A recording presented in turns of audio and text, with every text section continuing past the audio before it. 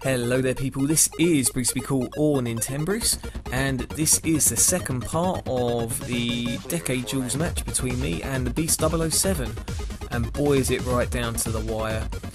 Now, I did think about side decking just Royal Decrees, as he's got a few traps, but to be honest with you, I thought, nah, not quite needed. I can get around the judgments and stuff. I just had some horrible misplaying in the second game. So, you know, let's run with it, see what happens, and may the best man win. And again, I have to say, it's a shame there's no conversation going on here, but, you know, if there's no mic, there's no mic, is there? So, obviously I decided to go first this time. I finally get to go first in my round today. In fact, I think this is the only time I ever go first, and I've played quite a few games today, but hey-oh. So, you know, set the Mystic Tomato, set the Fires of Doomsday, and let it be. First time I don't have a Sangan sitting around, but hey, what can you do? So now things get interesting straight away. Reinforcement of the army gets to search for what he wants, Stratus, and again that would give him draw power with his deck. And surprise, surprise, Stratus comes out, and what is it he gets? Destiny Hero Diamond Dude. Awesome. And I believe he goes for the attack. Yep, fair enough. So, Mystic Tomato. And I think to myself, you know what? I'm not going to get Sangan this time. Let's just try and keep field presence. So, you know, Mystic Tomato, why not? Let's get you going. At least I believe that's what I got. Yep, there we go. As you can tell, I've got a lot of love for Sangan, but unfortunately this was not the time for it. No, I probably would have gone for Sangan if I had a Size in my hand, and obviously that's a shame as I just drew one right then. But, hey, what can happen? And I believe I even play it actually. Yeah, having a bit of a heavy think there. Again, this game was very intense. You have to sit back and think about what you're going to do next. You know, obviously I couldn't afford any misplays against this guy. You know, very good duelist. And he definitely showed me a thing or two in the last game. So, Brain Control, his monster. You know, it's a 1-for-1 essentially, especially as I use his card as a tribute. And I just pray that it's not a torrential tribute. And it wasn't. In fact, it was a Solemn Judgment. So, you know, there would have been, wouldn't have been much difference between using Solemn Judgment. He would have lost more life points if he'd have played that, to be fair. So, yep, Mystic Tomato in for the attack, Size in for the attack, and getting rid of nearly half his life points. Instantly I'm thinking, oh yeah, baby. And I decided to set the Mirror Force as well this time, because I think, you know what, if he's got something to just get rid of my field, then at least hopefully I'm going to get tokens out and go from there with Fires of Doomsday. So yeah, he's got an empty field, but, and this is a big but, you know, 6 cards in his hand. Special Summon the Dark Grepher.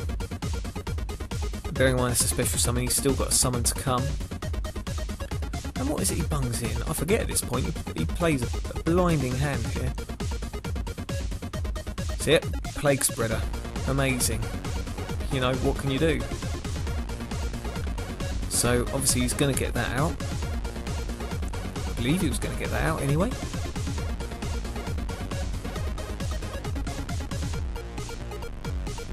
See, again, this is the thing. You can tell things are going awesomely when the opponent and yourself thinks quite heavily in a game. And I believe this whole match took actually about, you know, 40 minutes, something like that. And usually when games go on that long, I think, you know what, that's so boring to put in parts. But as this was a heavy thinking game, I thought, you know what, this is so worth it. So worth it to put it up on here. So this is it. He special summons Malicious. You know, like a pro, now he's going to get Plague Spreader Zombie. And there's nothing I can do to stop him getting Stardust Dragon this time around. You know, he's going to get his wish, and he's going to be pretty happy with it. I know I would be. And on top of that, I think it gets even worse, even after Stardust Dragon. So here we go, Stardust Dragon in for the synchro. Bearing in mind all I've got is Fires of Doomsday and Mirror Force. I think to myself, yeah, no problem, no problem. You know, I still have Mystic Tomato doing its thing, regenerating monsters. And he goes and sacrifices. You know, he does so much that I forgot he's got a normal summon. And fair play, gets rid of the Mystic Tomato. Totally the right thing to do. And I take a bit of damage there as well. So I'm thinking, great, in my hand I've got tokens, essentially, and a tuner. And I think, you know what, this will be the time to play Mirror Force, because if I want to keep some defence up, sure I won't destroy his Stardust, but at least I'll keep my Sias, and have some form of field presence at least.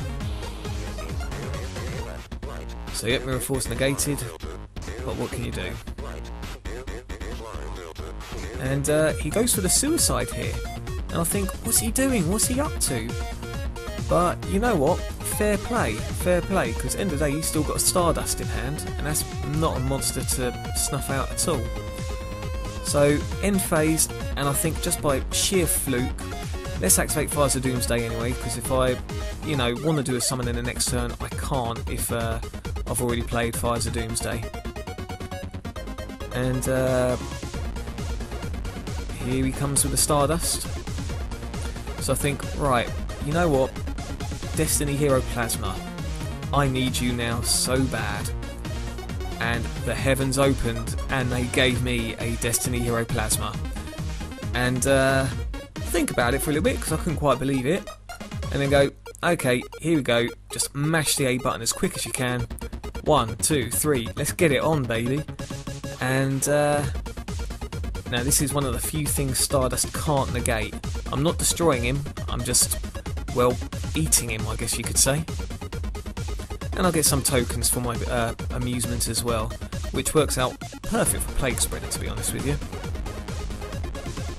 So those of you that don't know about Plasma, suck up a monster like Relinquished, if you've ever played with that before. You gain half its attack, but not only that, you also negate every other monster effect on your opponent's side of the field, which is just fantastic, you know. So yeah, I'm quite happy. I've got defense and I've got offense as well. You know, 3150 attack. There's no normal monster that can get rid of that, that's for certain.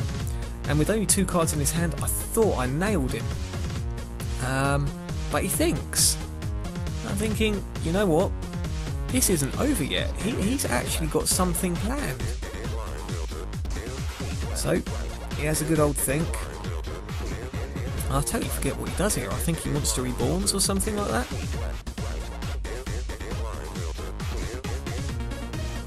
See, here we go. Monster Reborn. And Malicious. And as soon as he picked that, I thought, crap, he's got Plague Spreader again, hasn't he?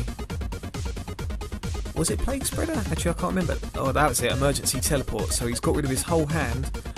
And I thought, well, no biggie, Stardust or even Archfiend, you know, it's in the bag. I've got something that beats them.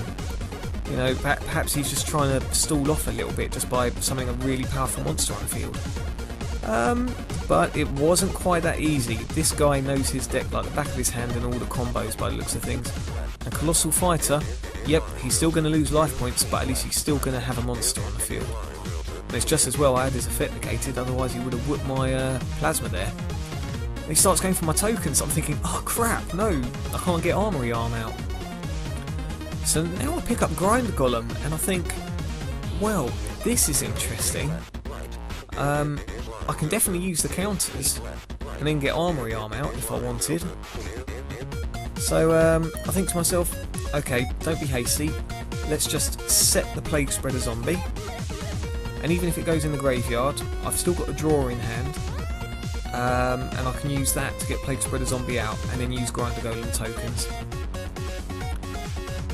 So there's me double checking the effects. You know, I couldn't quite believe it that I could possibly finish Mr. Beast off. So yep, he's gone down to 700 life points now, but oh boy, he's going to get that Colossal Fighter back. And you know, what a play by him, you know, not even losing faith with only 2 cards left.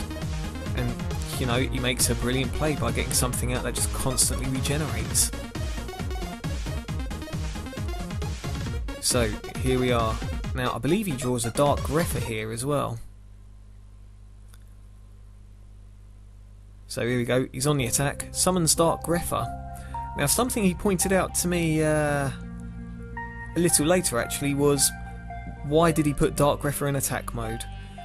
But you know what? I didn't even see that. I was just concentrating heavily on that Colossal Fighter and just how to get rid of him, that I didn't even think, okay, no back row, let's just attack the Dark Greffer. So I just continue with my plan, and I'll be honest here, I nicked this little idea from a guy called Jumpin, from Jumpin Productions on YouTube as well. You know, if you like Yu-Gi-Oh, check out his channel. He comes up with some really weird and crazy combos that are just pretty awesome. So this is the first time I use this Armory Arm trick as well. And you know what the weird thing is? I don't even use Armory Arm on myself. I'm just following Jumpin Productions' trick, and you guys will see what it is. So, put Scapegoat back in the deck, get Plague Spreader out, and I'm going to get the tokens, because all I've done is special summons so far. So here we go, Synchro Summon for an Armory Arm, and the trick here is equip it to your opponent's monster and still ram yourself into it. And because your Armory Arm is still on your side of the field in equip mode, your opponent still takes damage, which is awesome. And yeah, I wouldn't have found that out if it weren't for this Jumpin Productions guy. You know, amazing, well, an amazing idea from him. Fantastic. What can I say? So yeah, here we go. He knows it's over. I still forget that there's Dark Greffer just to attack. And yeah, what can I say? An awesome, awesome match. You know, one of the best I've ever played, and one of the best duelists that I've ever played against as well.